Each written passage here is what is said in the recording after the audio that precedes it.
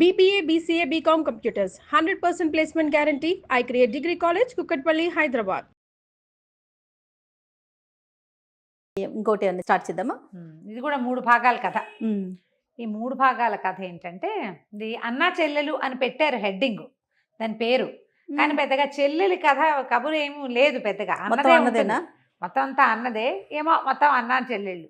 ఇది డమాస్కస్ నగరం అంటారు. ఆ డమాస్కస్ నగరంలో ఒక అయ్యూబ్ అని ఒక వ్యాపారస్తుడు ఉండేవాడు. ఆయన బాగ్దాద్కి వెళ్ళి వ్యాపారం చేసి వస్తూ ఉండేవాడు. 2 పిల్లలు, ఓకే, చక్కగా చుక్కలు లాంటి పిల్లలు ఉన్నారని రాస్తారు. అబ్బాయి పేరు ఘానిం, అమ్మాయి పేరు ఫిత్నా. ఘానిం ఫిత్నా. ఇక పిల్లలు కొంచెం పెద్దవాళ్ళు అయ్యాక ఆయన ఏదో వ్యాపారానికి బయలుదేరుతూనే ఏదో జబ్బు చేసి చనిపోయాడు. పిల్లలు పాపం ఇంకేం చేస్తారు, మగ పిల్లవాడు ఈ ఆస్తి అంతా చూసుకోవటము, సామాన్లు చూసుకోవటము అది చూసుకుంటున్నాడు. చూసుకుంటుంటే వాడికి సామాన్ల కొట్టులో బోల్డన్ని ప్యాక్ చేయబడిన సామాన్లు కనపడ్డాయి. అవేమిటంటే ఒక 100 డబ్బాల నిండా కస్తూరి, వేరే దేశానికి బాగ్దాదు కోసం రాయబడి ఉన్నాయన్నమాట, ప్యాక్ చేయబడి ఉన్నాయి. జలతారు బట్టలు అవన్నీ కూడా అతను ఎక్స్పోర్ట్ చేస్తాడు. ఇక్కడి నుంచి బాగ్దాద్ తీసుకెళ్ళి అక్కడ అమ్ముకుంటాడనమాట. మంచి జలతారు బట్టలు, వస్త్రాలు, తర్వాత ఇవి సుగంధ ద్రవ్యాలు, కొన్ని బేళ్లుగా కనపడ్డాయి. అన్నిటికీ బాగ్దాదు రాయబడి ఉంది. వాడేమనుకున్నాడు, ఓహో నాన్న బాగ్దాద్ వెళ్తానన్నాడు, ఇవి అమ్మడానికి అయ్యి ఉంటుంది, అదేదో మనమే అమ్మితే సరిపోతుంది కదా, ఎలాగూ రెడీగా ఉన్నాయి. తండ్రి పోయిన నెల తిరగకుండానే తల్లికి చెల్లెలకి చెప్పి జాగ్రత్తగా ఉండండి, నేను ఇట్లా వెళ్ళొస్తాను, టైం పడుతుంది, 2 ఏళ్ళు పడతాయి ఈ వ్యాపారాలు. 2 ఏళ్ళ? అంత సింపుల్ కాదు, 2-2.5 ఏళ్ళు. ఎందుకంటే ఈ వస్తువులని ఓ రోజులో అమ్మేసుకోవడానికి కుదరదు. అదేలేండి, ముందు మోసుకుపోవాలిగా. సరే, అక్కడి నుంచి బాగ్దాద్ నగరానికి ప్రయాణం అయ్యాడు. మొత్తాన్ని బాగ్దాద్ చేరాక ఏం చేశాడు, ఒక మంచి వీధిలో ఒక పెద్ద ఇల్లు అద్దెకి తీసుకుని తన సామాన్లన్నీ ఏ గదిలోకి ఆ గదిలోకి సర్దించుకుని, మరి 1-2 పని వాళ్ళని సహాయంగా పెట్టుకుని సామాన్లు ఒక్కొక్కటి తీసుకెళ్ళి ఊళ్ళో మోడల్స్ చూపించి రావాలి కదా కొట్లల్లో, నా దగ్గర ఇవి ఉన్నాయి కావాలంటే మళ్ళీ పంపగలను అని చెప్పుకుంటే మొదటి సంవత్సరపు వ్యాపారం సక్సెస్ఫుల్గా అయింది. సంవత్సరం గడిచింది. 2వ సంవత్సరపు వ్యాపారానికి మళ్ళీ వ్యాపారపు పనులు మొదలు పెట్టుకుని ఊరు నుంచి తను వచ్చేసాడు, కానీ అక్కడి నుంచి కొన్ని ఏవో తెప్పించుకున్నాడు. ఆ తెప్పించుకున్న మోడల్స్ చూపిద్దామని కొట్లకి వెళ్ళేసరికి వాళ్ళు మొత్తం కొట్లన్నీ మూసేశారు. ఏమిటంటే వ్యాపారస్తుల్లో ఎవరో ఒకళ్ళు చనిపోయారు, విచారపు దినాలు ఏవో. అందుకని గ్రీవెన్స్ అంటే పాపం వాళ్ళకి వచ్చిన కష్టానికి ఇదయ్యి అందరూ షాపులు మూసేశారు. సంతాప దినంగా ప్రకటించి షాపులన్నీ మూసేశారు కల్లా ఇతనేమనుకున్నాడు, మరి వ్యాపారం వీళ్ళ వల్లే జరుగుతోంది, వాళ్ళంతా పోయి అక్కడెక్కడో ఉంటే మనం కూడా అక్కడికే పోదామని ఏం చేశాడు, ఈ చేతిలో ఉన్న సరికేమో ఇంటికి పంపించేసి తను కూడా శ్మశానం వైపుకి వెళ్ళాడు. ఆ శ్మశానం ఎక్కడుంది, నగర ద్వారాలు దాటాక ఉంది. ఈ పర్టికులర్ వీళ్ళు వెళ్ళింది వాళ్ళు కనుక్కుంటూ వెళ్ళాడు, ద్వారాలు దాటాడు వెళ్ళాడు. సరే, అక్కడ వాళ్ళంతా ఏదో దుఃఖపడుతున్నారు, అక్కడ వ్యవహారాలు ఏవో ఉన్నాయి, అవన్నీ సాగించారు. చీకటి పడేసరి కల్లా వాళ్ళంతా ఓ గోరి ఏదో కట్టిస్తున్నారు, దాని చుట్టూతో కూర్చున్నారు. ఎవ్వరు కదలటల్లా, రాత్రి అయిపోతుంది. ఏం చేయాలో తెలియలే వీడికి, ఇట్లా కూర్చోవాలో వాళ్ళ పద్ధతి. పిల్లాడే వాడు, ఇంకా ఓ 20 ఏళ్ళు 22 ఏళ్ళు ఉంటాయి అంతే. వాడికి ఏం తెలుస్తుంది, చిన్న ఐడియా రాలా. కూర్చోవాలని భయం వేస్తుంది వాడికి. ఏమనిపించింది, అమ్మో నేను ఇల్లు వదిలిపెట్టి వచ్చేసాను, ఈ ఏడాదిలో ఎప్పుడు ఇల్లు వదిలిపెట్టి ఉండలేదు, మన దగ్గర చాలా డబ్బులున్నాయని సరుకుందని తెలుసు జనాలకి, మరి ఎవడైనా దొంగతనానికి వెళ్తే అని చెప్పి చల్లగా వీళ్ళందరూ తాగి తింటున్నారు. అక్కడ వ్యవహారం అయిపోయాక రాత్రి ఆ చనిపోయిన వాడి గౌరవార్థం అక్కడ విందు చేసుకుని తాగి ఆయనతో పాటు మెలకుగా ఉండి వెళ్తారట. అక్కడ వాళ్ళ పద్ధతి అది ఆ ఊళ్ళల్లో. బాగుంది. అందరూ తాగారు. ఇది కుర్రాడికి ఇంకా తాగుడు అలవాటు వల్ల వాళ్ళంతా ఏదో మాట్లాడుకుంటున్నారు, ఒక్కొక్కళ్ళు నిద్రకు పడేసరికి వీడు అనుకున్నాడు వచ్చేసేద్దామని నడిచి వచ్చేసాడు. అట చీకటి దారి వెతుక్కుంటూ నగర ద్వారం దాకా వస్తే ద్వారం మూసేసింది. ఏం చెయ్యాలో తెలీదా. సరే, ఏమనుకున్నాడు, సరే వచ్చిన దారినే వెనకెళ్ళి ఆ జనం అంతా అక్కడ ఉన్నారు కదా, గోరీల దగ్గర ఎక్కడో చోట పడుకుతాం, ఇంకేం చేస్తాం, ఇక దొంగతనం అవని ఇంకోటమని చేసేదేమిలే, వెళ్ళిపోయాడు వెనక్కి. ఈ వచ్చేటప్పుడు ఏమైంది, కరెక్ట్గా వాళ్ళంతా ఎక్కడున్నారో అక్కడికి అతను వెళ్ళలేకపోయాడు. ఒక పక్కగా ఒక చక్కగా చుట్టూతా గోడ కట్టి ఒక మంచి పోక చెట్టు, ఒక విశాలంగా చలవరాతితో కట్టిన ఒక పెద్ద సమాధి ఒకటి కనపడుతుంది. సరే ఈ అబ్బాయి ఏం చేశాడు, అక్కడక్కడ కాగడాలు ఉన్నాయి. ఆ వెలుగులో ఆ పెద్ద సమాధి ఉండి చుట్టూతా గోడ కట్టినట్టుగా ఉన్న అందులోకి వెళ్ళాడు. ఆ సమాధి పక్కన చలవరాయి అంటే ఈ పాలరాయి మన మార్బుల్ తోటి. ఏం చేస్తాడు, భగవంతుని దలుచుకుంటూ ఆ చెప్టా ఎక్కి పడుకున్నాడు. పడుకుంటే బరువుగా ఎవరో నడుస్తున్న శబ్దం వచ్చేసరికి ఉలిక్కిపడి లేచాడు. బాగా నిద్ర పట్ల వాడికి. చూస్తే దూరంగా ఒకడెవడో కాగడ పట్టుకుని నడుస్తున్నాడు. పెద్ద పర్సనాలిటీ, 7 అడుగులు ఈజీగా ఉంటాడు వాడు. వెనకాల 2 వస్తున్నారు, ఒక పెట్టె మోసుకుని. వాడికి అర్థం కాలేదు, ఏంటి వీళ్ళు ఈ రాత్రిపూట ఎందుకు వస్తున్నారు? ఒకవేళ ఎవరైనా చనిపోతే పగళ్ళు వస్తారు, మర్నాడు పొద్దున కదా రావాలి. పైగా ఈ వస్తున్న విధానం ఏదైతే ఉందో అది ప్రాపర్గా బాడీని తెచ్చే విధానంగా లేదు. చూస్తే ఆ వెనకాల వాళ్ళు కూడా 7.5 అడుగులు 7 అడుగులు పైమాట వాళ్ళు. అమ్మో, నల్లటి వాళ్ళు, నల్ల జాతి వాళ్ళు, అంటే ఎక్కడో బానిసలు అనమాట వాళ్ళు, పని చేయడానికి ఉద్దేశించిన వాళ్ళు. వాళ్ళు వచ్చి ఏం చేశారు, ఈ పెద్ద గోరి ఉందిగా, ఈ పిల్లాడు ఎప్పుడైతే శబ్దమైందో వాడి బెదిరి ఏం చేశాడు, చటుకున పోక చెట్టు ఎక్కే చెట్టు కొమ్మ మీద కూర్చున్నాడు. తను అక్కడ కింద ఉండాల. ఈ పెద్ద గోరి పక్కనంతా చుట్టూతా ప్లేస్ ఉంది. వీళ్ళు ఏం చేశారంటే ఓ పక్కన టకా తవ్వేశారు. వచ్చిన పర్సనాలిటీలు 2 కలిసి. ఒకడు కాగడ పుచ్చుకుని వస్తున్నాడు, మిగిలిన 2 తవ్వారు. తవ్వేసేసి వాళ్ళు తెచ్చిన చెక్క పెట్టని అందులో పడుకోబెట్టేశారు. అందులో పెట్టేశారు, పాతి పెట్టేసి మూసేశారు. వీడు చూస్తూనే ఉన్నాడు. శుభ్రంగా కాళ్ళతో తొక్కేసి వెళ్ళిపోయారు. వెళ్ళిపోయేసరికల్లా వీడేం చేశాడు, చూశాడు. వాళ్ళందరూ వెళ్ళంగానే కొంచెం ఒక గంట పోయింది. ఎవ్వరూ రావట్లేదని నిర్ధారించుకుని వాడు పోయి ఆ పక్కనున్న తవ్వగోలు ఒకటి పట్టుకుని అది తవ్వటం మొదలుపెట్టాడు. వాడు ఏమనుకున్నాడంటే వాళ్ళు ఏదో బంగారమో డబ్బో దాచారనుకున్నాడు. అక్కడ అందులో శవం ఉందని వాడు అనుకోలే. ఓహోహో, వాళ్ళు ఏదో దాచిపెట్టారు ఇక్కడ. రాత్రి వేళ ఇలా దాచారు అంటే ఏదైనా డబ్బు ఉండొచ్చు కదా. సరే రాత మొత్తానికి తవ్వి దాన్ని పైకి తీసాడు. కష్టపడి లాగాడు బయటికి. బరువుగా ఉంది. లాగితే దానికి ఒక తాళం ఉంది. చుట్టుపక్కల ఏవో చిన్న రాళ్ళు ఉంటే ఓ పెదరాయి వచ్చి తాళం పగలగొట్టి తలుపు తీసి చూడును. ఇంకేమిటి ఎంత అందంగా ఉందో. ఒక అమ్మాయి ఉంది అందులో, చనిపోయి. ఒక అమ్మాయి, ఒంటి నిండా నగలు, బ్రహ్మాండమైన వస్త్రాలు, మహాద్భుతంగా ఉంది. ఆ కనువెలుగులోనే ఆ పిల్ల తలతల్లాడిపోతుంది. వీడికి ఏమనిపించింది, ఎందుకో ఇది బతికే ఉంది అనిపించింది. ఓయ్, బతికే ఉంది అనిపిస్తే ఏం చేశాడు, అబ్బాయి పెట్టులోంచి లేవదీశాడు. లేచి బయటికి తీసుకొచ్చి దాన్ని ఎత్తుకొచ్చి ఆ చల్లరాయి మీద ఇంతకుముందు వాడు పడుకున్నాడుగా అక్కడ పడుకోబెట్టేశారు. కల్లా చల్లగాలికి ఆ అమ్మాయి ఇట్లా అని ఉలికిపడి లేచి పెద్దగా తుమ్మి పెద్ద వాంతి చేసుకుంది. దాన్ని గొంతులో ఇంచి ఓ చిన్న ఉండలాంటిది ఏదో పడింది ఆ వాంతిలో. ఆ అమ్మాయి అమ్మో అని కేకలు పెట్టి మంచినీళ్ళు తిండే, ఎవరైనా నీళ్ళు ఇవ్వండి అంటోంది. ఎవరినో పిలుస్తోందని అర్థమైంది తనకి. ఆ అమ్మాయికి ఏమైందో, ఆ చచ్చిపోవటం ఏమిటో, పాతి పెట్టడం ఏంటో, ఈ అరుపేమిటో తెలియలే వాడికి. వాడి పిక్కమొహం వేసుకుని నుంచుని ఉన్నాడు పక్కన. ఆ అమ్మాయి ఎటు, ఇదేమిటి, ఇది ఎక్కడ ఉన్నాను నేను ఇక్కడికి ఎట్లా వచ్చాను అంది. అనేసరికల్లా కుర్రాడు అన్నాడు, ఏమోనండి మిమ్మల్ని ఎవరో తీసుకొచ్చి ఇక్కడ పాతి పెట్టేశారు, ఏమైనా డబ్బులున్నాయేమోనని ఆ పెట్టె తీశాను, అందులో మీరున్నారు అన్నాడు. అనేసరికల్లా అమ్మాయింది, మంచినీళ్ళు కావాలి నాకు. మామూలుగా ఈ పెద్ద పెద్ద గోరీలు అవి ఉన్న చోట రోజు మంచినీళ్ళు పెడతారు, వాళ్ళ పద్ధతి అది.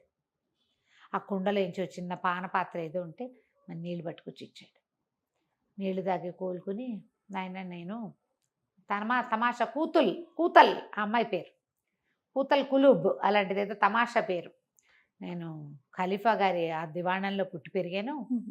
నేను చిన్నప్పటి నుంచి అక్కడే ఉన్నా కూడా క్రమంగా నేను అందంగా తయారవడంతో ఖలీఫా నా మీద మనసు పడ్డాడు, నన్ను పెళ్లి చేసుకుంటానన్నాడు. అసలు లెక్క ప్రకారం 3 రోజుల క్రితం 2 రోజుల క్రితమో మా పెళ్ళి అవ్వాల్సింది, ఖలీఫాతో నా పెళ్ళి అయిపోవాల్సింది. సరిగ్గా పెళ్లి సమయానికి ఏదో యుద్ధ వార్త వచ్చి ఆయన వెళ్ళిపోయాడు, వచ్చాక చేసుకుంటానన్నాడు. నన్ను పెళ్లి కూతురుగానే అలంకరించి ఉంచారు, అందుకే ఇన్ని నగలు ఇట్లా బట్టలు ఉన్నాయి. అయితే రాణి జుబేదాకి నన్ను బయట నుంచి తేకుండా తన వాకిట్లో తిరిగిన పిల్లని పెళ్లి చేసుకుంటాననేసరికి ఆవిడకి నచ్చలేదు. నాకు పరిచారకులుగా 10 మందిని నియమించాడు ఖలీఫా. ఆ 10 మందిలో ఒకటి జుబేదా రాణి దగ్గర పాత దాసి. దాని ద్వారా నన్ను విందుకు పిలిపించింది. రాత్రి ఏదో ఇచ్చారు తాగడానికి, నేను స్పృహ తప్పి పడిపోతే నా గొంతులో ఇది వేసేసి ఉంటారు, అది నల్లమందు భంగు గోళి, అది ఓహో. వేస్తే ఊపిరాడదు, ఉక్కిరి బిక్కిరి అయిపోతారు.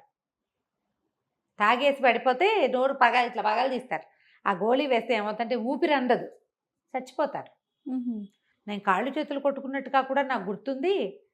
నేను చచ్చిపోయాను అనుకున్నారేమో, పాతించేశారు. నీగుర బానిసలు వచ్చారు అంటే వాళ్ళు రాణి జుబేద అంతఃపుర బానిసలు, వాళ్ళు వాకిట్లో కాపలా ఉండేవాళ్ళు. వాడి పనల్లా ఏమీ అడగడు, వాడు ఏం చెప్తే అది చేస్తాడు. తీసుకెళ్ళి పాత పెట్టండి అంది, పాత పెట్టేశారు. అనేసరికల్లా సరే తను అన్నాడు, అయ్యో అలాగా అండి, మరి పోని మిమ్మల్ని రాణివాసానికి చేర్చను అన్నాడు. మళ్ళీ చంపేస్తారు నన్ను, మళ్ళీ చంపేస్తారు అని చెప్పి ఓ పంచే ఆ పెట్టెలో నన్ను పడుకోబెట్టేసి నువ్వు ఊళ్ళోకి వెళ్ళి ఒక గాడిదని తీసుకురా, ఆ గాడిద మీద నన్ను పెట్టుకుని తీసుకెళ్ళి మీ ఇంటికి తీసుకెళ్ళిపో, నేను బయటకు వచ్చాను అనే విషయం తెలియకూడదు అంటే వీడేం చేశాడు, సరేనని తెల్లవారుతూ ఉండగా ఆ అమ్మాయి వాడు అక్కడ కూర్చొని కాసేపు కబుర్లు చెప్పుకున్నారు. వెళ్ళిపోయి వీడు ఏం చేశాడు, ఒక గాడిదని తీసుకొచ్చి ఈ అమ్మాయిని పెట్టెలో పడుకోబెట్టి మళ్ళీ ఆ అమ్మాయిని ఆ పెట్టెని గాడిద మీద వేసుకుని తన గదికి ఇంటికి తీసుకొచ్చేసుకున్నాడు. ఇంట్లో అట్ట పెట్టుకున్నాడు. ఆ అమ్మాయి ఇంట్లోకి వచ్చాక అప్పుడు వీళ్ళు బాగా తెల్లవారిపోయిన తర్వాత చూసుకుంది. వీడికి కుర్రాడు చక్కగా ఉన్నాడు, మంచివాడు, బాగా డబ్బులున్నాయి వీడి దగ్గర, గమనించింది, అన్నీ గమనించుకుంది. కానీ ఏమందంటే, నేను ఖలీఫా మనిషిని, మన ఇద్దరం వేరే ఆలోచన ఏమి చేయడానికి వీల్లేదు అంటే వీడేం చేశాడు, అలాగే మీ ఇష్టం అన్నాడు. మీరు ఎన్నాళ్ళు ఉంటే ఆ నాళ్ళు నాతో, అమ్మాయి ఒంటి మీద ఎంతో బంగారం నగలు అన్నీ ఉన్నాయి కదా, సరే ఏం చేశాడు, నగలు గిగలు అన్నీ ఓ పెట్టెలో పెట్టుకుంది. తన ఏ పెట్టెలో మోసుకొచ్చాడో ఆ పెట్టెలో పెట్టుకుంది. వీడు బయటికి పోయి ఆహారం అన్నీ తీసుకొచ్చాడు. ఆ ఇంట్లోనే అతనితో పాటు ఉండిపోయింది. వీడు చెప్పాడు, నేను డమాస్కస్ నుంచి వచ్చాను, నేను వ్యాపారిని, మీకు ఖలీఫా వచ్చాక మీరు ఆయన దగ్గరికి వెళ్దురు కానీ ఓకే అని చెప్పాడు. అతనితో పాటే ఆ అమ్మాయి ఉండిపోయింది. ఒకళ్ళతో ఒకళ్ళు వీళ్ళు ప్రేమలో పడ్డారు. చిన్నపిల్ల, ఆ పిల్ల 18-19 ఏళ్ళు ఉంటాయి. కానీ ఖలీఫా ఏమంటాడు, తను పెళ్లి చేసుకోదలుచుకున్న పిల్ల ఎవరో వ్యాపారస్తుడితో వెళ్ళిపోతారంటే రాజు ఊరుకుంటాడా, రాజు ఊరుకోడు, ఏం గొడవ అవుతుందోనని ఆ అమ్మాయి మాట్లాడకుండా ఇతనితో పాటు ఉండిపోయింది. ఇద్దరు ఆ ఇంట్లో ఉండేవాళ్ళు. ఆ అబ్బాయి వ్యాపారం అబ్బాయి చేసుకునేవాడు, ఈ అమ్మాయి కొంచెం లోపలికి ఉన్న గదుల్లో ఆ అమ్మాయి ఉండేది. ఏదో పని అలవాటు ఉన్న పిల్లే కదా, వంట వండుకుని తింటూ ఉండేది, వీడికి కూడా పెడుతుండేది. వీళ్ళిద్దరూ ఇక్కడ కలిసి ఉండటం మొదలుపెట్టారు. తర్వాత ఏం జరిగిందో మనం వచ్చే భాగంలో తెలుసుకుందాం. తప్పకుండా అండి. నమస్తే. నమస్తే. ఖలీఫా స్టోరీస్ చెప్పుకుంటున్నాం.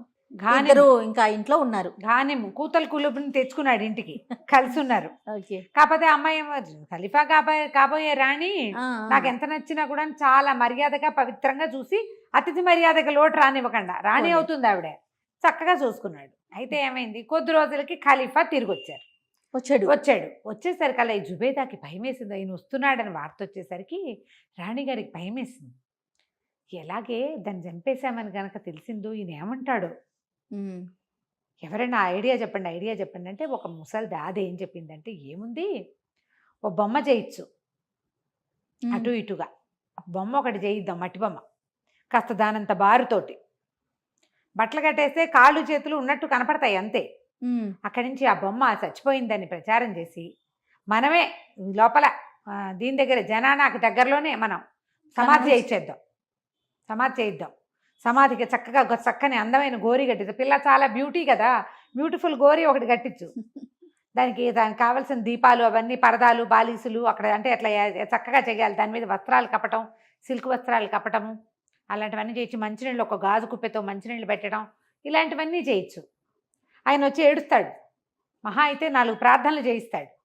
అనుమానం తీరకపోతే ఓపెన్ చేసి చూస్తే సమాధి చేసిన బొమ్మనే కదా చూస్తాడు. ముట్టుకుని కావలించుకుని పిండి పిసికి ఏం చేయడు కదా, బొమ్మ కనపడుతుంది, ముక్కు మొహం కనిపిస్తున్నాయి కదా.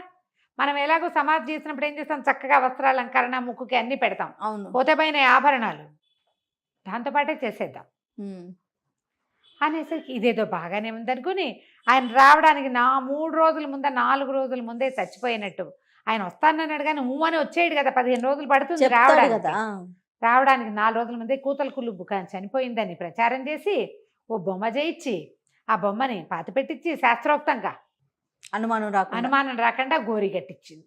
ఈవిడే సమాధి కట్టించి ఆవిడ కళ్ళనీళ్ళు కారుస్తూ కూర్చుంది అక్కడే. మరి ఖలీఫా గారు వచ్చాడు ఊళ్ళోకి. ఏమిటి జనాన అంతా నిశ్శబ్దంగా ఉందని ఇదనే కనుక్కున్నాడు. కులుబేది అని అడిగాడు. అడిగేసరికల్లా దాసీలు వలవల ఏడ్చేసి రాణిగారు ఇప్పుడు అక్కడే ఉన్నారు పదండి అని ఈయన మోసిపోయారు అక్కడికి. చూస్తే ఉంది అప్పుడు ఏడుస్తుంది కూర్చొని. అప్పటిదాకా బాగానే కూర్చుంది, ఆయన చూశాక ఏడుపు మొదలుపెట్టింది.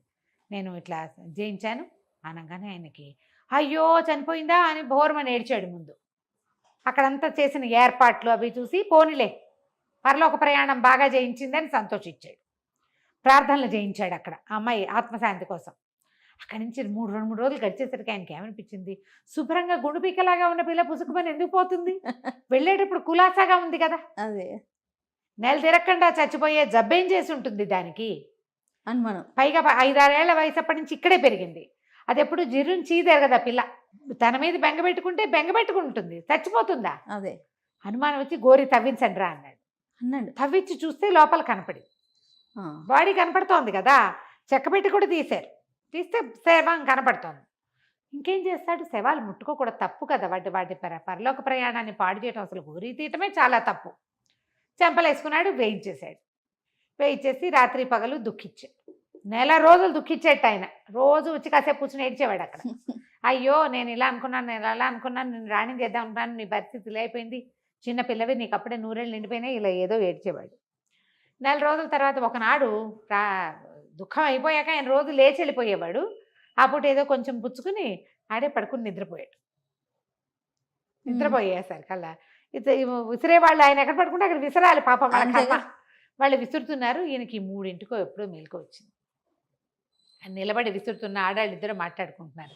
ఈయన దుఃఖం ఎప్పటికి పూర్తవుతుందే, సావంతాని కోసం నెల నుంచి ఏడుస్తున్నాడు, నెల నుంచి ప్రార్థనలు చేస్తున్నాడు, నెల నుంచి భోజనాలు పెట్టిస్తున్నాడు. అదే ఈ పని చేయించిన రాణి హాయిగా అంతఃపురంలో శుభ్రంగా నిద్రపోతుంది, ఈయనేమో ఈ గోరి పక్కన పడుకుంటున్నాడు పాపం అని ఒక ఆవిడ. రెండో అమ్మాయి ఉంటుంది, ఈయన అసలు ఎవరి కోసం ఏడుస్తున్నాడు, ఆ కులుపు శుభ్రంగా ఆ డమాస్కస్ నగరం నుంచి వచ్చిన కుర్రాడు, వాడు వ్యాపారితోటి హాయిమని ఉంది. రాణిగారు పాతేయించినా వాడు బతికిచ్చేట, మనకేముంది, అది కొన్నాళ్ళకి బయటకు వచ్చేస్తుంది అంతేగా, వాడు బతికే ఉందిట. డమాస్కస్ నగరం నుంచి వచ్చేను కుర్రాడు అనగానే ఈయనకి మండిపోయింది. అది బతికే ఉందన్న సంతోషం కాదు, వాడెవరితోటో ఉందనిపించింది. అనిపించగానే ఆయన అరిచి కేకలు పెట్టాడు, జుబేదాన్ని నెలదాకా నీ మొహం చూడగానే ఆవిడని తిట్టాడు. ఈ కులుపు ఎక్కడుందో వెతకండి అన్నారు. అక్కడి నుంచి వ్యాపారస్తులకి కబురు వెళ్ళింది, డమాస్కస్ నుంచి వచ్చిన కుర్రాళ్ళు ఎవరు, వాడెవడింట్లో ఒక పిల్ల ఉంది మొదలు పెట్టారు. 2 రోజుల మొత్తం సమాచారం వచ్చేసేసింది. జాఫర్ని పిలిచేశాడు ఈయన. వెళ్ళి ఆ కుతుబుని ఈడ్చుకురా, ఎవడైతే ఈ పిల్లని తనతో ఉంచుకున్నాడో వాడి ఇల్లు భూస్థాపితం చేయి, మంట అంటించేసేయాలి దానికి, వాడిని చంపేయి అనగానే ఈ మొత్తం జమాబందీ అంతా బయలుదేరింది అక్కడికి. ఈ పటాటోపంగా వస్తారు వాళ్ళు, సింపుల్గా రారు. ఎప్పుడైతే ఈ పటాటోప శబ్దం వినపడేది అప్పుడే పాపం వీళ్ళిద్దరు భోజనానికి కూర్చుంటున్నారు. ఆ శబ్దం వినపడంగా నా పిల్ల చిన్నప్పటి నుంచి దివాణంలో ఉంది ఆ కుతుబు, తనకు తెలుసు, అమ్మో వచ్చేస్తున్నారు, ఇది నీకోసమే వస్తుంది, ఖచ్చితంగా పారిపో, నువ్వు మీ ఇంటికి వెళ్ళబోక, ముందు ఇక్కడి నుంచి పారిపో, నేను ఏదో ఒకటి చెప్పుకుంటాను అని చెప్పి అతనికి సంపాదించుకున్న డబ్బంతా తనని మోసుకొచ్చాడు కదా ఆ పెట్టెలో పెట్టేసి, అతని డబ్బులు ఉన్నాయి బోల్డన్ని, 2 సంవత్సరాల వ్యాపారం కదా, ఇంకా కొంత సరుకు కూడా ఉంది, సరుకు వదిలిపెట్టేసింది. కానీ అతను సంపాదించిన డబ్బంతా పెట్టెలో పెట్టేసేసింది, తన నగలన్నీ పెట్టెలో పంపించలా, వాడిని పంపించేసింది, పెట్టెలో ఇవి సర్దేసేసింది, మనం బతుకుంటే మళ్ళీ కలుసుకుందాము అని చెప్పి వాడిని బయట పంపించేసింది. వాడు ఆ తింటున్న ఒక ముద్ద చేయగడుకుని పరిగెత్తుకుంటూ పారిపోయాడు. జాఫర్ లోపలికి వచ్చేసరికి ఈవిడ చక్కగా అలంకరించుకుని జాఫర్కి నమస్కారాలు చెప్పింది.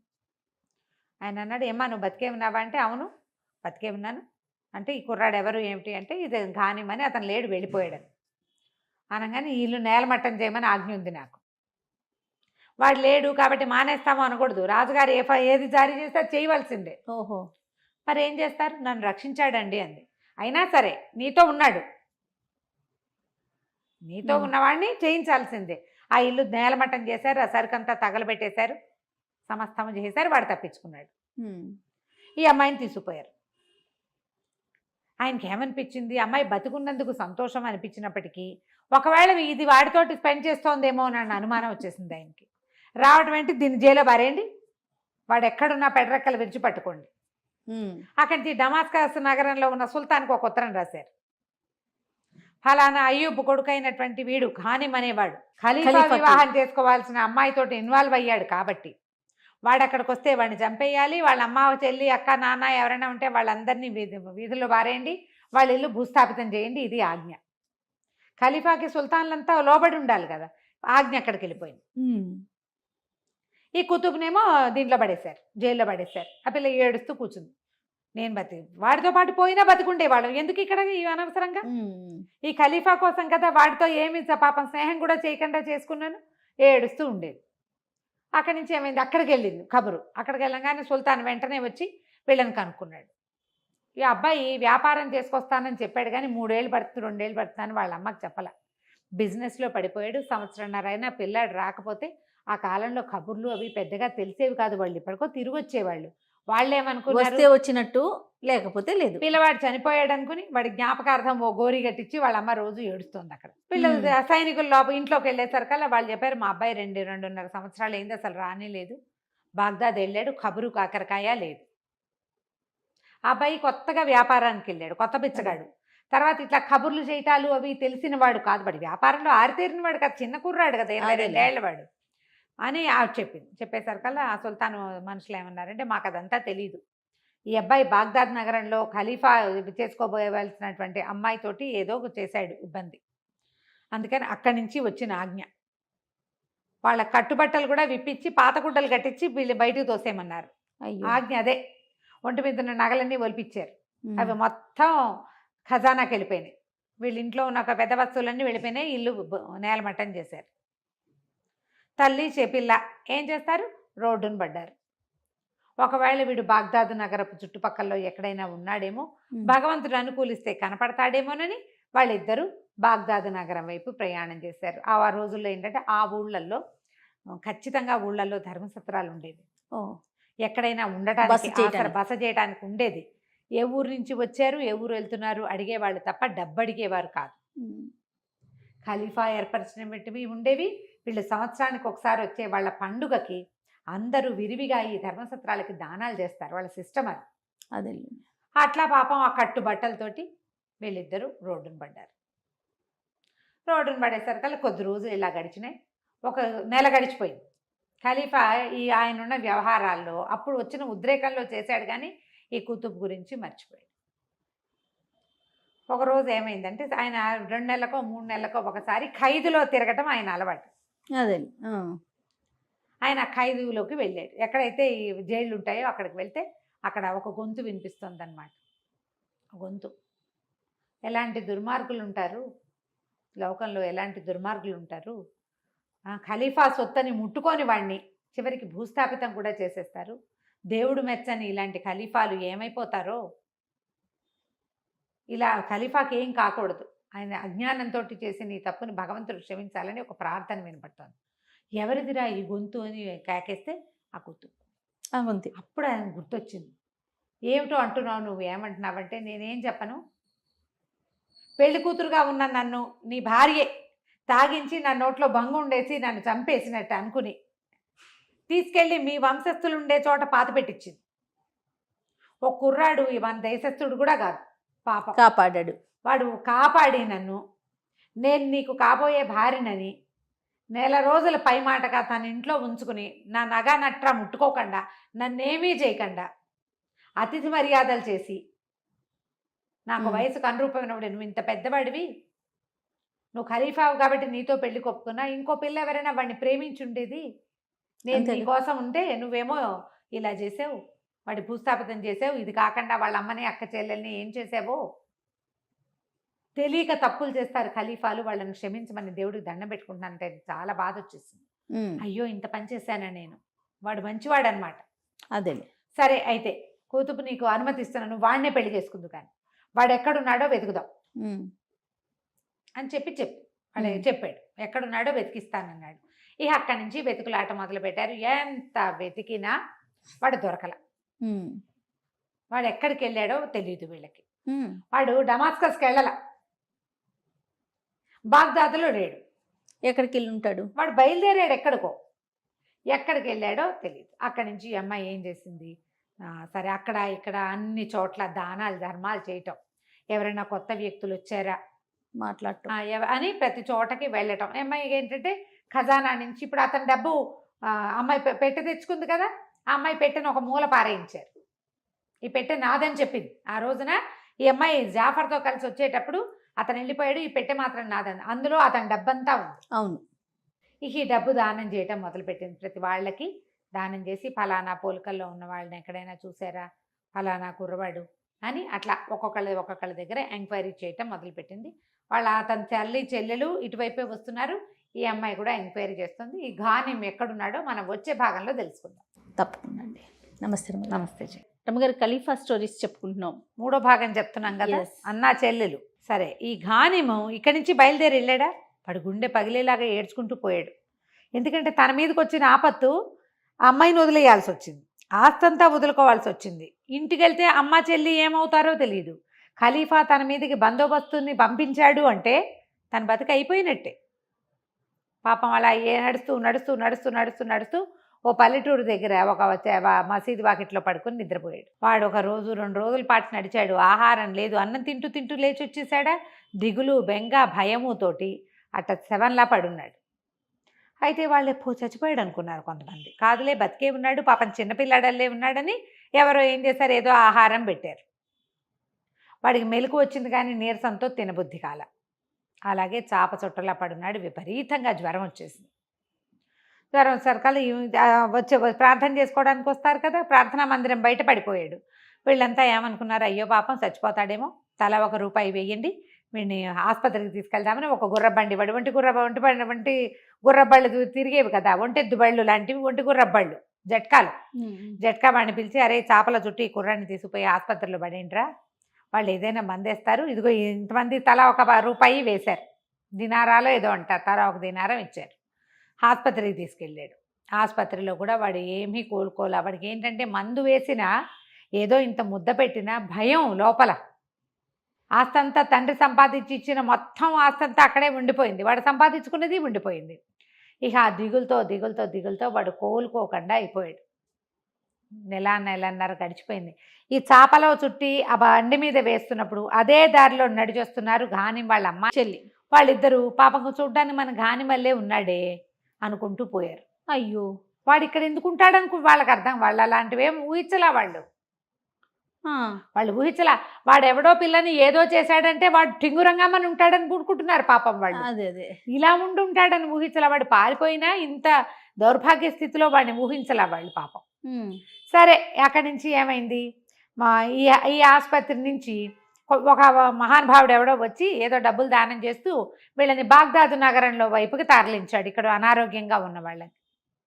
అక్కడ ఇంకో పెద్ద ఆసుపత్రి ఉంది, అక్కడ నేను సేవ చేయిస్తాను అని. అక్కడికి వెళ్ళిన తర్వాత ఏమైంది, వాడు అలాగే పడున్నాడు. ఓపిక ఉండేది కాదు పాపం, నీరసంగా ఉన్నాడు. అయితే ఒకనాడు ఒక వ్యాపారస్తుడు దానాలు చేయటానికి వచ్చి కొంచెం కోలుకుని ఆ ఆసుపత్రి బయట కూర్చున్న అబ్బాయిని చూసి, ఎవరి అబ్బాయి నాయనా నువ్వేమిటి అని అడిగితే, దమాస్కస్ నగరానికి చెందిన వాడిని, నేను వ్యాపారస్తుడిని, ఏదో ఇబ్బంది వచ్చింది, సంపద అంతా పోయింది, అనారోగ్యంతో ఉన్నానంటే, సరే మా ఇంటిరా, నీకు నేను వైద్యం చేయిస్తాను అని చెప్పి సంవత్సరంలో ఒకసారి అట్లా దానం చేసే ప్రక్రియలు ఉంటాయి వాళ్ళకి. ఇతన్ని తీసుకెళ్ళాడు, ఇంటికి తీసుకెళ్ళాడు. ఈ లోపల ఏమైంది, ఈ అమ్మాయి ఉంది కదా, ఈ కుతుబ్ అమ్మాయి, ఇతను ఖలీఫా ఏం చెప్పాడు, నీ ఇష్టం వచ్చినట్టు వెతుక్కో ఆ అబ్బాయిని, వాడిని నువ్వే పెళ్లి చేసుకుంది కానీ, నువ్వు వాడినే పెళ్లి చేసుకుంది కానీ, నువ్వు నాకు అక్కర్లేదన్నాడు. ఈ అమ్మాయి వెతుక్కుంటూ ఏం చేస్తుంది, వ్యాపారస్తులందరి దగ్గరికి వెళ్ళి ఫలానా పోలిగ్గా ఉండే కుర్రవాడు, అతనికి సంబంధించిన వాళ్ళు ఎవరైనా డమాస్కస్ నుంచి బాగ్దాద్ వస్తే గనక నాకు తెలియచేయండి. ఇది వరకు వచ్చేవాడండి, ఇప్పుడు రావట్లేదు అంటున్నారు. అక్కడి నుంచి ధర్మశాలలు అన్ని చోట్లకి డమాస్కస్ నుంచి వచ్చిన వాళ్ళు ఎవరైనా ఆగారా, ఎవరైనా వచ్చారా, ఎవరైనా ఉన్నారా అని అందరికీ చెప్పుకుంటూ వచ్చింది, తిరుగుతూ ఉండేది. అయితే ఒకనాడు ఈ వ్యాపారస్తుడిది కలిసింది ఆవిడ, ఆ అమ్మాయి. కలిసినప్పుడు, నేను డమాస్కస్ కుర్రాన్నే ఒకడిని నేను చేరదీశానమ్మా, వాడు తీవ్రమైన అనారోగ్యంలో ఉన్నాడు పాపము అని చెప్పాడు. చూస్తానంటే ఈ అమ్మాయికి ఎలా తెలుసు, నున్నగా చేవి చేసిన గడ్డం, జవజవలాడుతూ చెంగుమంటూ ఉండే ఇంతెత్తునుండే పిల్లాడు ఆ అమ్మాయికి తెలిసింది. ఇప్పుడు ఆ అమ్మాయి వచ్చి చూసేసరికల్లా ఎముకల గూడులాగా ఉండి జీబులాగా గడ్డం పెరిగిపోయి ఇట్లా వంగిపోయి ఉన్నవాడిని చూసి గుర్తుపట్ల అమ్మాయి. ఇతను కాదులేండి అయ్యో అనేసింది. అని పాపం ఇతనికి వైద్యం చేయించండి, ఏం కష్టాలు పడి ఇట్లా పాడైపోయాడో, చిన్న వయసు వాడాలనే ఉన్నాడు అని ఆయన చేతికి డబ్బిచ్చింది. నా డబ్బులు కూడా వాడండి ఇతనికే. కొన్ని రోజులు పోయాక వీళ్ళు బాగ్దాద్ నగరానికి వచ్చేసరి ఘానిం వాళ్ళ అమ్మ చెల్లెలు అక్కడి నుంచి వ్యాపారస్తుల వీధిలోకి వెళ్ళి, ఏమండి ఎవరైనా ఇట్లా ఒక కుర్రాడు వచ్చి వ్యాపారానికి వచ్చాడా, అతని పరిస్థితులు ఏమైనా తెలుసా, ఏదైనా జరిగిందా ఈ ఊళ్ళో అని ఒక్కోళ్ళని అడుక్కుంటూ వెళ్తున్నారు. వెళ్తుంటే ఈ అమ్మాయి ఏమైంది, ఈ వ్యాపారస్తుడు ఉన్నాడుగా ఈ ఘానింని చేరదీసిన ఆయన, అమ్మాయి ఎవరమ్మా ఏమిటమ్మా అని, మరి మేము అయ్యూబ్ కొడుకునైతే మేము చూడలేదు, నాకు తెలీదు, కానీ నాకు ఆ డమాస్కస్కి చెందిన ఒక కుర్రాడు మా దగ్గర ఉన్నాడు అని చెప్పాడు. చెప్తే సరే వాళ్ళు చూస్తామన్నారు. వాళ్ళ అబ్బాయిని చూసి 3 సంవత్సరాలు అయింది. తల్లి చెల్లెలు వాళ్ళకు కూడా ఒక పిల్లాడు తెలుసు, ఈ ఉన్నవాడిని వాళ్ళు గుర్తుపట్టలేదు. పైగా ఏంటంటే మగవాళ్ళని అంత బరకాయించి బాగా పరిశీలించే అవకాశం ఉన్న పరిస్థితులు కావు వాళ్ళవి. చూశారు కాదన్నారు. మావాడు ఇంకా పొడుగండి, మావాడు ఇంకా తెలుపండి అనుకున్నారు. అయ్యో వాడు వాళ్ళ ఇంట్లోనే ఉన్నాడు, అమ్మ చెల్లి కూడా వాళ్ళ ఇంట్లోనే ఉన్నారు. ఈ వ్యాపారస్తుడు ఏం చేశాడు, కుతుబ్కి కబురు చేశాడు. నువ్వు ఇదివరకు అయ్యూబ్ నగరం గురించి, అయ్యూబ్ని కొడుకు గురించి అడిగావు కదా, డమాస్కస్ గురించి, వాళ్ళ ఆ ఊరు నుంచి వచ్చిన వాళ్ళు ఒకళ్ళు ఫ్యామిలీ వచ్చారు మా దగ్గరికి, వచ్చి వాళ్ళని చూస్తానంటే చూడు, వాళ్ళు పాప అన్నీ కోల్పోయి ఉన్నారు, దిక్కుమాలిపోయి ఉన్నారు అని చెప్పేసి కబురు చేసేసరికల్లా ఆ కుతుబ్ ఏం చేసింది, వచ్చింది వీళ్ళని చూడడానికి. అయ్యో వీళ్ళు ఇట్లా బీద స్థితిలో ఉండవలసిన వాళ్ళు కాదండి, పెద్దింటి వాళ్ళకి మళ్ళీ ఉన్నారు అంటే ఆవిడ వలవలా ఏడ్చింది. ఘానిం వాళ్ళమ్మ, మేము పెద్దింటి వాళ్ళమేనమ్మా, నా భర్త చాలా పెద్ద వ్యాపారి, మా పిల్లాడు ఘానిము, వాడేమో ఈ ఊరు వచ్చి ఏమిటో చేసేట అనగానే ఆ అమ్మాయికి ఎవ్వమని కేకపెట్టి మూర్చిపోయింది ఆ కుతుబ్ కాస్త. ఆ అమ్మాయి శైత్యోపచారాలు చేశారు. ఎందుకమ్మా ఏమిటంటే, అయ్యో ఆ పాపిష్టి దాన్ని నేనేనండి, ఘానిం నాతోటే ఉన్నాడు, నా వల్లే ఈయన ఖలీఫా అతని మీద పగబట్టాడు, ఏమైపోయాడో ఘానిము అని ఏడ్చుకున్నారు. అక్కడి నుంచి వీళ్ళని నాతో తీసుకెళ్తాను, నాతో ఉంచుకుంటాను, నా దగ్గర అట్టు పెట్టుకుంటాను. ఇవి అతను అన్నాడు, వీళ్ళని కొంచెం కోలుకునేదాకా సరే నువ్వు దబ్బిస్తావు కదా, మీ దగ్గర ఉంచుకుందాం, ఇక్కడే ఉంచుకుందాం. వాళ్ళు అదే ఇంట్లో ఉన్నారు, ఆ కుర్రాడు అదే ఇంట్లో. వాడు కూడా గుర్తుపట్టలేదు రమ్మగారు, వాడట మంచాన పడి ఉన్నాడు అంతే. అయితే పైగా ఏంటంటే వాళ్ళ ఇళ్ళు అవన్నీ ఒక డిఫరెంట్ విజయ, మన ఇళ్ళ లాంటి ఇళ్ళు కావు. ఆడవాళ్ళు ఉండే గదులు వేరు, మగవాళ్ళు ఉండే వేరు. వాళ్ళు వీళ్ళు అందరూ కలిసి మాట్లాడుకోవడానికి దానికి కుదరదు. అదేలేండి, మగవాళ్ళు మాట్లాడుకోవడానికి ప్రత్యేకమైన గదులు. తల్లి చెల్లెలు గుర్తుపట్టలేదు, ఈ అమ్మాయి గుర్తుపట్టలేదు కదా. సరే వీళ్ళిద్దరికి చక్కగా స్నానాలు చేయించి చక్కగా మంచి రాణివాస స్త్రీలాగా అలంకారాలు అన్నీ చేయించిన తర్వాత పాపం ఆ రోగిని చూద్దాము, అపస్మార స్థితిలో ఉన్నాడని అక్కడికి పోయారు. వాడు అట్లానే పడున్నాడు మంచం మీద పోతే సరే ఏమనుకున్నారు, ఎవ్వరూ లేకుండా దిక్కుమాలిపోయి ఉంటున్నాడు, ఇక్కడే కూర్చుని కాసేపు మనం మాట్లాడుకుంటే మనుషుల మాటలు వింటూ ఉంటే వాడికి బాగుంటుందని ఆ మంచం మీద వాడు పడుకున్నాడుగా. వీళ్ళు యువతలు ఉన్న కుర్చీలలో కూర్చున్నారు, ఆడవాళ్ళ ముగ్గురు మేలు ముసుగులు సవరించుకుని కూర్చుని మాట్లాడుకుంటుంటే అమ్మాయి, ఇంతకీ నీ పేరేమిటమ్మా అని అడిగింది. నా పేరు కూతల్ కులుబ్ అండి అంత. అనగానే ఈ పడుకుని ఉన్నాడు కదా వీడు, ఎక్కడన్నావు కూతల్ కులుబ్ నువ్వు అని అడిగాడు. వాడికి మగతగా ఉన్నాడు, ఏమైనా మాట వినపడితే అడిగితే మంచినీళ్ళు తాగుతావా అంటే వద్దు, కావాలి చెప్పగలడు, అంతకంటే కబుర్లు ఏం చెప్పలేడు వాడు. ఈ కూతలు కులుబరంగానే టకీమని వెంటనే వాడు ఎక్కడున్నావు అని నీరసంగా అన్నాడు. అనేసరికల్ ఈవిడేం అమ్మాయి విని మన ఎవరైనా ఎక్కడున్నావు అంటే అంటావా, అసంకల్పితంగా ఇక్కడే ఉన్నాను అన్నాక అమ్మాయికి తట్టింది, ఎవరు ఇది నన్ను అడిగింది, తీరా చూస్తే ఆ మంచం మీద ఉన్న పేషెంటు ఎక్కడున్నావా అని అడుగుతున్నాడు. వాడు మోచేతి మీద లేచి చూస్తున్నాడు ఈ అమ్మాయికి. ఆమె నిర్ఘాంతపోయింది, ఏమిటి వీడు కానిమా అని చెప్పి సరే అక్కడి నుంచి కిటికీలు తీయండి, అన్ని కిటికీలు తలుపులన్నీ తీయించారు. తీయిస్తే చిక్కి శల్యమైపోయి గడ్డము జుట్టు జీపుగా పెరిగిపోయి ఆ మంచం మీద పడి ఉన్నవాడు ఘానిమే. అర్థమైంది. లబో దిబో మన తల్లి చెల్లెలు ఏడ్చారు. ఈ అమ్మాయి వాడిని కావలించుకుని ఏడ్చింది, నా వల్ల నీ జీవితం ఇలా అయిపోయింది, నన్ను రక్షించకపోయినా నువ్వు బాగుండేవాడివి, ఆనాడే నన్ను ఖలీఫా దగ్గర పంపించినా కూడా నువ్వు బాగుండేవాడివి, నీ పరిస్థితి ఇక్కడ నీ ఆస్తి పోయింది, అక్కడ మీ అమ్మ వాళ్ళ ఆస్తి పోయింది, అన్నీ పోయి మీరు ఎవరు లేకుండా అయిపోయారు, నా వల్లేనని తెగ దుఃఖించింది. ఆ వ్యాపారస్తుడు ఆశ్చర్యపోయాడు. పేరు కూడా తెలియకుండా కావాల్సిన వాళ్ళ దగ్గరికి ఎట్లా చేరారమ్మా, భగవంతుడు ఇలాంటి విచిత్రాలు చేస్తాడు కదా, ఇతను యొక్క మంచితనమే చేతికి దొరికిన ఆడపిల్లని వంచకుండా అతిథి మర్యాద చేసినందుకు భగవంతుడికి ఇతనికి ఇచ్చిన గుర్తింపు ఏంటంటే, ఇంత పరిస్థితిలో అయినా సరే చచ్చిపోవాల్సిన స్థితి నుంచి కాపాడబడి మళ్ళీ అందరినీ కలుసుకున్నాడు. వెంటనే ఈ వర్తకుడు ఖలీఫా దగ్గర మీ దగ్గర హాజరవుతామని ఆజ్ఞ తీసుకున్నాడు. ఈ కూతల కులుబు ఈ ఘానింని వాళ్ళ అమ్మని చెల్లెల్ని వెంట పెట్టుకుని ఖలీఫా దగ్గరికి తీసుకుపోయి జరిగిందంతా చెప్పింది. ఇలా జరిగింది సభలోనే చెప్పేసింది.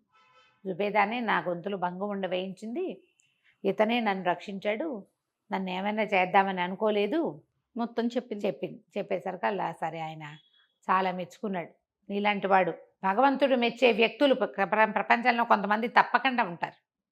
నాలాంటి తొందరపాటు వాళ్ళు ఉన్నట్టుగా నీలాంటి మంచి వాళ్ళు ఉండటం వల్లే ఇలాగా లోకం పైన ఆకాశం అలా ఉంటుంది, కింద భూమి ఇలా ఉంటుంది. నువ్వు కావలసిన వ్యాపారం చేసుకో, నువ్వు డమాస్కస్ వెళ్ళక్కర్లా, బాగ్దాద్లో హాయిగా ఉండు, ఈ కూతల కులుబుని పెళ్లి చేసుకో, నీకు ఇల్లు వాకిలి రాజభవనంతో సమానమైనవి అన్నీ ఇస్తాను నేను, నీ వ్యాపారానికి ఎలాగో ఏ విధంగానూ అడ్డం రారు ఈ ఊళ్ళో ఎవరు అని చెప్పి చక్కగా సౌందర్యవతిగా ఉన్న ఫిత్నాం వాళ్ళ కూతురు ఉందిగా, చెల్లెలు ఉంది కదా, ఈ అమ్మాయిని మాత్రం నాకు ఇచ్చి పెళ్లి చేయి అని అడిగాడు. ఖలీఫా పద్ధతి ఏంటంటే సౌందర్యవతి అయిన అమ్మాయి కనబడితే ఆయన పెళ్లి చేసుకోవాలనుకుంటాడు. సరే, ఖలీఫాతోటి సంబంధం కలిగి ఉండే అవకాశాన్ని ఆ రోజుల్లో ఎవ్వరూ వదిలిపెట్టుకునేవాళ్ళు కాదు. ఈయన 50 ఏళ్ళు వచ్చినాయి, ఈయనకు 50 మంది పెళ్ళాలు ఉన్నారు ఏమిటి అని అనుకునేవాళ్ళు కాదు, పెళ్లి చేసేసేవాళ్ళు. అమ్మాయినిచ్చి ఫిత్నానిచ్చి అతని ఖలీఫాకి పెళ్లి చేశారు. ఈ కూతల కులుబ్ని ఘానిం పెళ్లి చేసుకున్నాడు. బాగ్దాద్ నగరంలోనే ఎల్లవేళలా ఎప్పుడు ఖలీఫాని కలుస్తూ ఉండేలాంటి ఒక ఉద్యోగంలో ఒక కుటుంబ వ్యాపారం కూడా నడుపుకుంటూ తల్లితో హాయిగా ఉన్నాడు. ఈ ఖలీఫా కథల్లో ఒక 2-3 ఖచ్చితమైన నీతులు ఉంటాయి. ఇప్పుడు ఈ కథ అంతా అక్కడెక్కడదో ఏదో ప్రాంతపు కథ, ఏదో జాతి వాళ్ళ కథ, మనకు తెలిసింది కాదు. ఓ అమ్మాయిని రక్షిస్తే అమ్మాయిని సొంతం చేసుకోవాలి వాడి లెక్క ప్రకారం అయితే ఆ అమ్మాయి వాడి సొంతం. అవును, కానీ వాడు మాటకి కట్టుబడి ఉన్నందుకు చివరికి వాడు గెలిచాడు.